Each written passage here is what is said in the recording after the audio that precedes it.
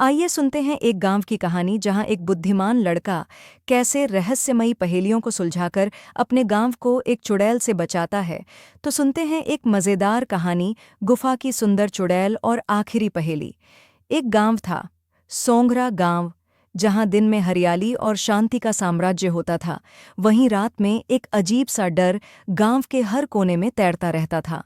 पिछले कुछ दिनों से गांव के कुछ बच्चे गायब हो गए थे। हर बार उनके जाने के बाद सिर्फ एक चीज मिलती, उनके बगल में रखी चप्पलें और पास की गुफा के आसपास गुलाब की मध्यम खुशबू। गांव वाले कहते थे कि यह सब गुफा में रहने वाली एक चुड़ैल की करतूत है। कहते थे वो चुड़ैल इतनी सुंदर थी कि जो भी उसे देखता वो उसकी सुंदरता का दीवाना हो जाता और फिर कभी वापस नहीं लौटता। गांव में ऐसी अफवाहें फैली हुई थीं कि उस गुफा में सुंदरता के साथ-साथ एक खतरनाक शक्ति भी छुपी हुई है, जो किसी भी इंसान की याददाश्त और इच्छा को भुला देती है। इस अजीबोगरीब घटना के बाद गांव में कोई भी गुफा के पास जाने की हिम्मत नहीं करता था। लेकिन गांव में एक बच्चा था जो सबसे अलग था, मोक्ष, एक 9 साल का होशियार लड़का। उसकी सबसे खास बात यह थी कि वो हमेशा सोच समझकर काम करता था। उसका सबसे अच्छा दोस्त था टिंकू, एक शरारती और बातूनी बंदर जो मोक्ष से सिर्फ बात करता था और किसी और से नहीं। टिंकू ने मोक्ष से कहा, मोक्ष भाई, इस बार तो ये चुड़ैल थोड़ी अजीब लग रही है, पर हमें ये मामला हल करना होगा। जितनी सुंदर वो है उतना ही उसका जाल गहरा होगा। मोक्ष मुस्कुराया और बोला, इस बार हमें सिर्फ उस चुड़ैल को नहीं, उसके दिमाग को भी हराना होगा।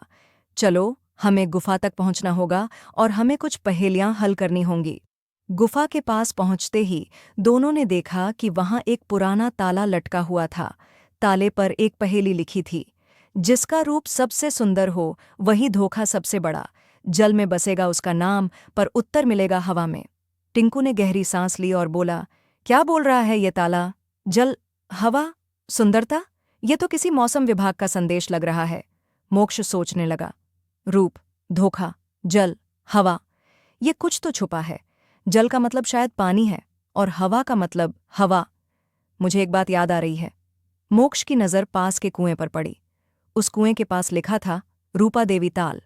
मोक्ष ने ध्यान से देखा और कहा, रूपा, यही वो नाम है जो चुड़ैल ने लिया होगा।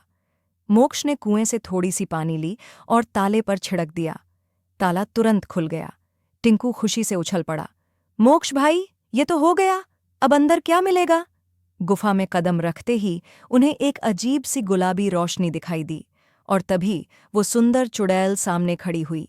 उसकी आंखें सुनहरी और चेहरे पर एक मीठी मुस्कान थी। उसका रूप बिल्कुल आकर्षक था, लेकिन मोक्ष ने महसूस किया कि कुछ तो गड़बड़ था। चुड़ैल मुस्कुराते हुए बोली, मोक्ष, मैं जानती हूं कि तुम क्यों आए हो। मैं कोई बुरी चुड़ैल नहीं हूं।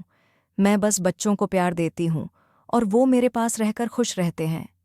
मोक्ष ने शांति से पूछा, तो वो बच्चे कहाँ हैं? चुड़ैल की मुस्कान धीरे धीरे फीकी पड़ गई और उसने कहा, वो मेरे पास हैं, लेकिन उनकी वापसी के लिए तुम्हें एक और पहेली हल करनी होगी। फिर चुड़ैल ने एक और पहेली दी, 4 हैं वो, पर आंखें नहीं। चलती हैं वो, पर पाँव नहीं। हर राज उन्हीं में बहता है। नाम बताओ, वरना बच्चे रहेंगे मेरे पास। टिंकू बंदर ने डरते हुए कहा, अब ये क्या पहेली आ गई?